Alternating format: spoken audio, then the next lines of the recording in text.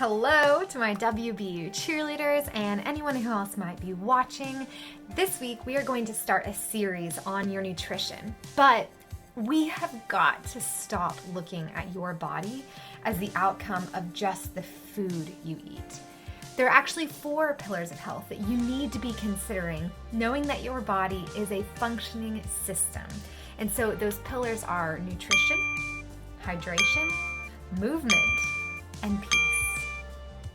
A single one of these is not more important than the other toward maintaining physical health, but for the sake of our time, we are going to focus this series on nutrition. So this week, we're going to bust a myth of calories in equals calories out, or as you might know it better, ooh, I'm starting to see a muffin top, let me stop eating so much. I want to challenge you to stop breaking down your food into what is inside of it by looking at calories, but rather looking at it and asking, is this God food? Example, how many calories are in a gummy bear? Take a guess. Only 8. Now, how many calories do you think is in a cup of raw kale? 33. So does that mean that kale is 4 times more fattening than a gummy bear? Of course not. But just because something is low in calories does not mean it's like eating air or that eating it is inconsequential, which is really what I used to think, that yes, I know gummy bear is a candy, but it's 8 calories, so it really doesn't matter much. No, your body picks up all of the sugars, chemicals, gels, gums in a gummy bear that it is not created to process. Again, your body's not created to process the ingredients in a gummy bear because a gummy bear is not a God food. What I mean by that is you can't go outside and pick it out of the ground. God did not cause that to be made. It was made by humans in a factory. When your body doesn't know how to process something, it becomes, well, I guess, likely that food becomes stored as fat or a toxin. So with kale, there is no unnatural processing, meaning that 100% of what is in the leaves is beneficial and can actually be used by your body. That is what makes it not only inconsequential, but beneficial. That's what a God food does. So this week, stop thinking about whether a food is inconsequential or not, and ask, is this beneficial? Did God make this and put it on the earth, or does it have a label and packaging made by humans in a lab? That's one way you know for sure it's not a God food. Perhaps the most hidden and toxic man food that you're likely eating a lot of are hydrogenated oils.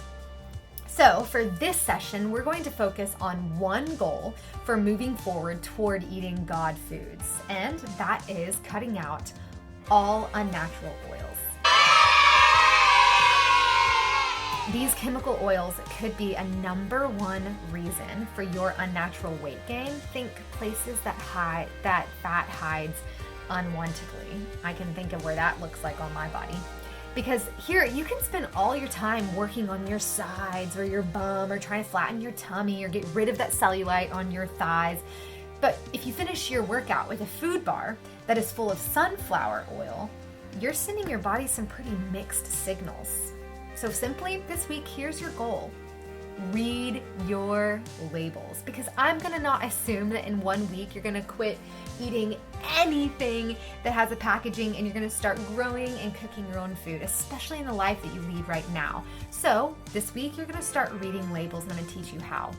Anything that contains these listed oils, just simply say no for 1 week.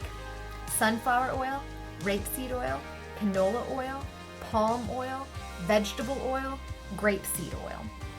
Even if it says organic or sustainably sourced, don't do it, okay? Just set yourself a goal. 1 week, none of these oils. Listen, this is 100% going to show up in places that you don't expect. And if you're serious about this, you're going to be asking tough questions to restaurant chefs, and definitely you're not going to be able to eat any fast foods. Sorry, Chick-fil-A uses peanut oils. Ooh, add that to the list. You can do this. It's just 1 week. If you find this incredibly challenging, I want you to recognize how little power you've actually taken in making your own food choices. Take some time to do research on what hydrogenated oils do to your body. I'll let you go ahead and pause now. Go ahead, Google it. What does a hydrogenated oil do to my body? And don't just look at one resource, okay? Because I assure you, there are some slanted resources out there that want to encourage you to eat this kind of food. But you have the ability to take power back. And there's more ways to do that than just damage control when you go to the gym and sigh at your love handles. You got this, girl. Go kick those oils in the butt.